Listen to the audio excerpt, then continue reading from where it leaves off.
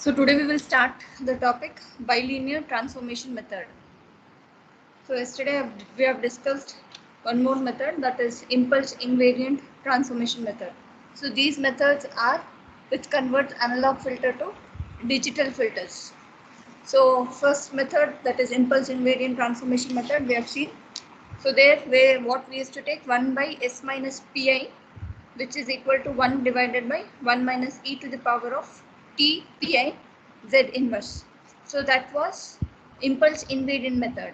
So here we'll be seeing bilinear transformation method. So here in the impulse invariant method, the frequency response of analog and digital filters are similar only at low frequencies. So this limits the approach. This limits the application of to only low pass filters.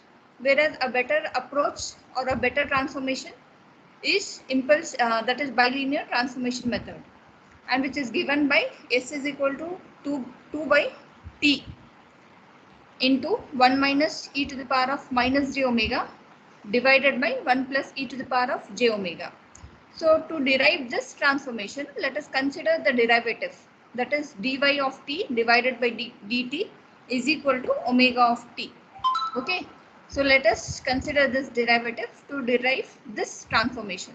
So integrating this equation with limits n minus 1 into t and nt, okay, where t is called as the sampling period.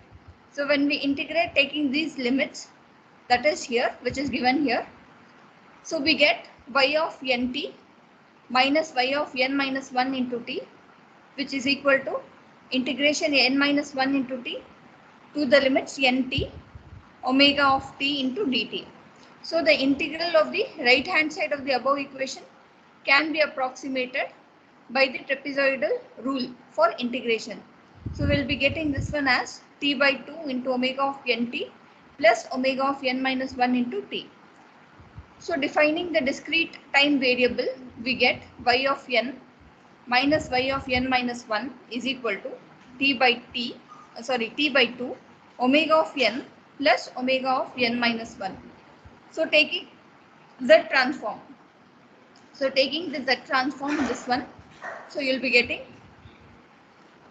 y of z minus z inverse of y of z, which is equal to t by 2 omega of z plus z inverse of omega of z.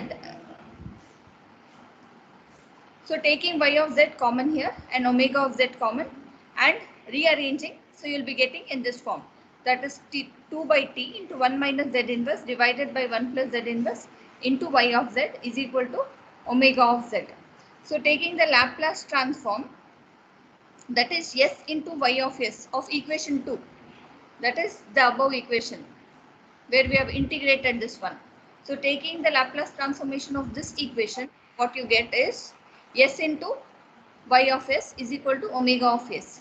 So comparing this equation with this equation, so what we get, s is equal to, s is nothing but this part.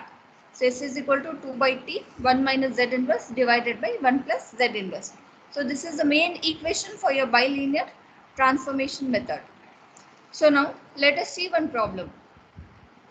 For the analog transfer function, h of s is equal to 3 divided by s plus 1 into s plus 2. So determine h of z using bilinear transformation method. Okay.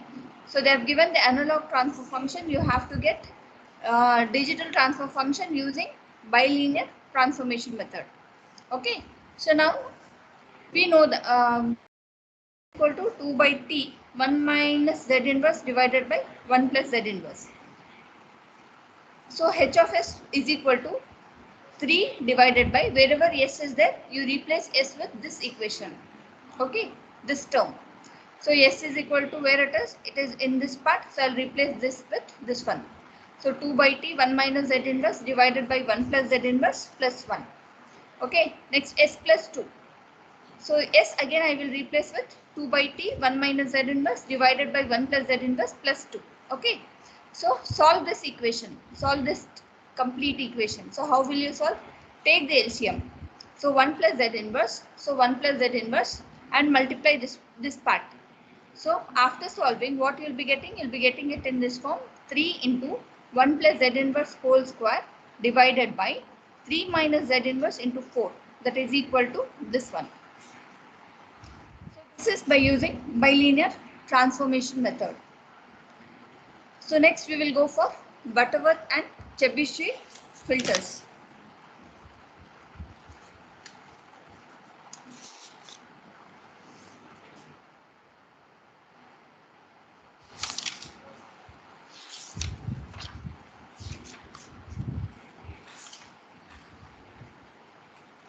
So this is the frequency response of low pass Butterworth filter.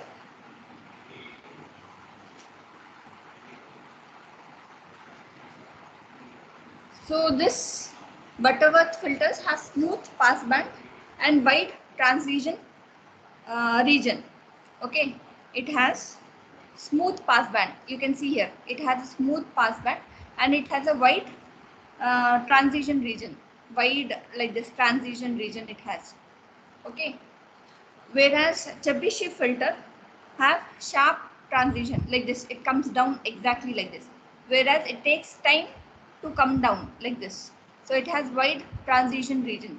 That is Chebyshev filter. Sorry, Butterworth filter. Whereas Chebyshev filter will have sharp transition region. At once it comes down like this. And we have oscillations in the pass band. Whereas we don't have oscillations in this here. In the Butterworth filter, we don't have oscillations. We have smooth pass band. Okay. So next, coming to design of digital low pass Butterworth filter. So digital IIR digital filters are designed with the following steps. Like digital filter specifications are converted into analog filter specifications. Then using analog frequencies, design analog filter, that is H of S. Then analog transfer function is then converted to digital transfer function of the filter. So these are the steps.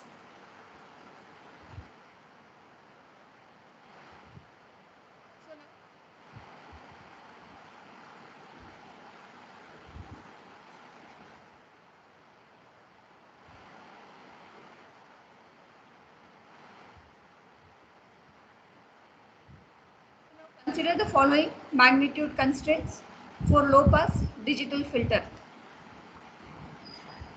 AP, which is less than or equal to the magnitude of HA of e to the power of j omega, less than or equal to 1, which is less than or equal to AS. So AP is nothing but attenuation in the pass band. AS is nothing but the attenuation in the stop band. Whereas WP or omega P, you can tell it is pass band edge frequency, which is given in radians, and omega S or WS, it is called as stop band edge frequency, which is given in radians. So in order to obtain the parameters, that is N and omega C. Okay. So let me call this as WP, let this be WS, and let this be omega C. So we obtain the analog magnitude constraints like this. AP, which is less than or equal to HA of omega, which is less than or equal to 1, which is in turn less than or equal to AS. So the limits they have given where omega ranges from 0 to omega P and it ranges from omega S till omega. So again AP is nothing but attenuation in the pass band, AS is attenuation in the stop band, and omega P is nothing but pass band edge frequency in radians per second, whereas omega S is stop band edge frequency in radians per second. So now first step, procedure for converting digital frequency into analog frequency. So there are few steps. I think there are 4 steps, 3 to 4 steps as I've discussed before. So the first step is procedure for converting digital frequency to analog frequency. So the values of omega P and omega S depends on the design method used to convert analog transfer function to digital transfer function. So you have seen 2 methods. One is bilinear transformation method and one is impulse invariant method. Depending on which method you are using, the formulas will change here. If we use bilinear transformation method, we'll be using this formula for omega p and omega s. If we use impulse invariant method, we'll be using this formula, that is omega p and omega s. Okay. If it is bilinear transformation method, omega p is equal to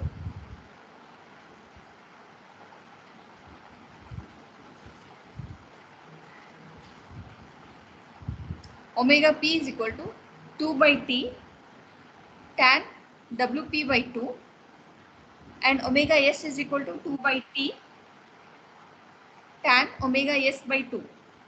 Okay. So if we use impulse invariant method, we have omega p is equal to wp by t, omega s is equal to ws by t.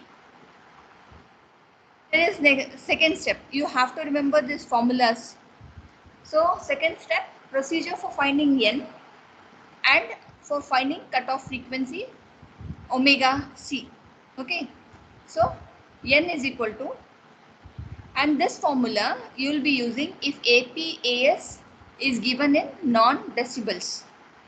N is equal to 1 by 2 log of 1 by AS square minus 1 divided by 1 by AP square minus 1, the whole divided by log of omega S by omega P.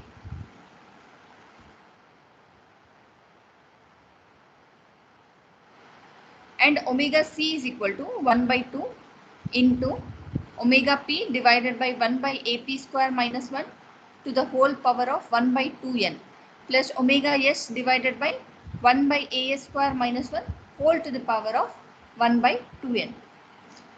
So this formulas you will be using when AP and AS are not given in decibels. Which formula you will be using then when parameters AP and AS are given in decibel? That is this one.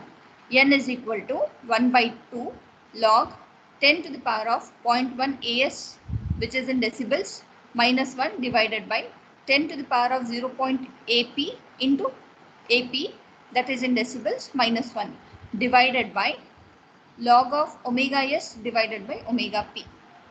So what is cutoff frequency? That is omega C is equal to omega S divided by 10 to the power of 0.1 AS, again which is given in decibels, minus 1 to the whole to the power of 1 by 2n. So this is the second step. So what you have done, you have find out omega P, omega S depending on which transformation method you are applying. And if AP and AS they are not given in, if they are not given in decibels, then this formulas you will be using. Okay, N and omega C. If they are given in decibels, this formulas you will be using. Next, next step is procedure for finding H of S. So what is the procedure for finding H of S? For that, you need to find out Vk, that is equal to plus or minus omega C into e to the power of j 2k plus n plus 1 into pi divided by 2n, where k is equal to 0, 1 till n. So H of S is equal to omega C to the power of n divided by S minus S1 into S minus S1 conjugate. This we will discuss when you will go for the problem. Okay.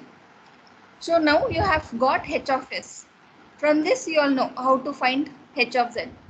So if it is impulse invariant method, you will be applying the formula 1 by S minus Pi, which is equal to 1 divided by 1 minus e to the power of P into Z inverse.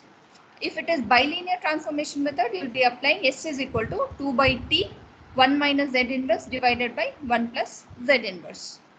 Okay. So procedure for finding digital transfer function. These steps are used to find out H of S. From this you all know when you are applying impulse invariant method, this formula you will be using. When you will be applying bilinear transformation method, this formula you will be using.